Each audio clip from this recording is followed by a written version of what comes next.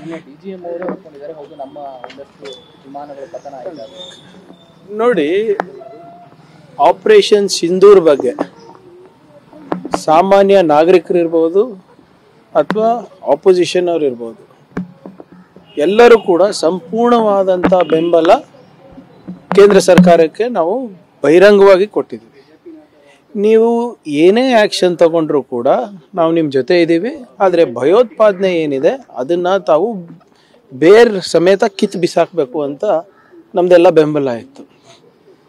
ಅದ್ರ ತಕ್ಕಂಗೆ ನಮ್ಮ ಸೇನೆದವರು ಕೂಡ ಕೆಲಸ ಮಾಡಿದರು. ಆದರೆ ಏಕಾಏಕಿ ಸೀಸ್ ಫೈರ್ ಅನೌನ್ಸ್ ಮಾಡಿದ್ದು ಮೋದಿ ಅವರಲ್ಲ, ಟ್ರಂಪ್ ಅವರು. ನಾವು ಕೇಳ್ತಾ ಇರೋದು ನಮ್ಮ ವಿದೇಶಾಂಗ ನೀತಿ ಇರ್ಬೋದು ಅಥವಾ ನಮ್ಮ ಯುದ್ಧ ಏನಿದೆ ಭಯೋತ್ಪಾದನೆ ವಿರುದ್ಧ, ಅದರ ನಿರ್ಣಯ ಅಮೇರಿಕನ್ ಪ್ರೆಸಿಡೆಂಟ್ ತಗೋತಾರ, ಏನು ನಮ್ಮ ರಾಷ್ಟ್ರದ ಪ್ರಧಾನಮಂತ್ರಿ ತಗೋಬೇಕಾ? ನೀವು ಬಂದು ಹೇಳಿ ನಮಗೆ, ಆಯಿತು ಇಲ್ಲ ನಾವು ಸೀಸ್ ಫೈರ್ ಮಾಡ್ತಾ ಇದ್ವಿ, ಈ ಕಾರಣ ಅಂದರೆ ನಾವು ಒಪ್ತಿದ್ವಿ, no problem. We at East Point Group of Institutions offer a wide range of courses that provide limitless opportunities, building skills over 2 decades. ಒಂದು ಸರಿ ಅಲ್ಲ, 2 ಸರಿ ಅಲ್ಲ, 10 ಸರಿ ಆಯಿತು ಸ್ವಾಮಿ. ಟ್ರಂಪ್ ಅವರು ಯುದ್ಧ ನಿಂತಿರೋದು ನನ್ನಿಂದ, ವ್ಯವಹಾರಕ್ಕೋಸ್ಕರ ನಿಲ್ಲಿಸಿದ್ದೇನೆ, ತೆರಿಗೆ ಏನು ಭಯವನ್ನು ಕೊಟ್ಟು ನಾನು ನಿಲ್ಲಿಸಿದ್ದೇನೆ, ಸುಂಕದ ಭಯವನ್ನು ಕೊಟ್ಟು ನಾನು ನಿಲ್ಲಿಸಿದ್ದೇನೆ. ನಾನು ಅವ್ರಿಗೆ ಅದು ನಾವೇನು ಅನ್ಕೋಬೇಕು, ಸೇನೆದವ್ರು ಇರ್ಬೋದು, ನಾಗರಿಕರು ಇರ್ಬೋದು, ಅದು ಟ್ರಂಪ್ ಅವರಿಗೆ ಹೆದರಿ ನೀವು ನಿಲ್ಲಿಸಿದ್ರಾ ಏನು ನಿಮ್ಗೆ ಆಮೇಶ ಕೊಟ್ಟು ನಿಲ್ಲಿಸಿದ್ರಾ ಅಂತ.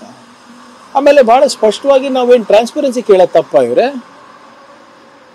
ಜನರಿಗೆ ಗೊತ್ತಾಗ್ಬೇಕಾಗಲ್ಲ? ತಮಗನ ಗೊತ್ತಾ ಹೇಳಿ ನಮ್ಮ ಮಾಧ್ಯಮ ಸ್ನೇಹಿತರಿಗೆ ಏನು ನಡೀತಾ ಇದೆ ಅಂತ? ಅವರು ಏನೂ ಆಗೇ ಇಲ್ಲ ಅಂತ ಇವತ್ತು ರಾಜಾರೋಷವಾಗಿ ಎಲ್ಲ ಕಡೆನೂ ಇದು ಏನು ನಮ್ಮ ಸೇನೆಯ ಒಂದು ಸಾಮರ್ಥ್ಯವನ್ನು ಇವರು ಒಂದು ಪೊಲಿಟಿಕಲ್ ಟೂಲ್ ಆಗಿ ಯೂಸ್ ಮಾಡ್ಕೊಂಡು ಹೋಗ್ತಾ ಇದ್ದಾರೆ. ಆದರೆ ಏನೇನಾಯಿತು ಅಂತ ಯಾರಿಗೂ ಹೇಳ್ತಾ ಇಲ್ಲ.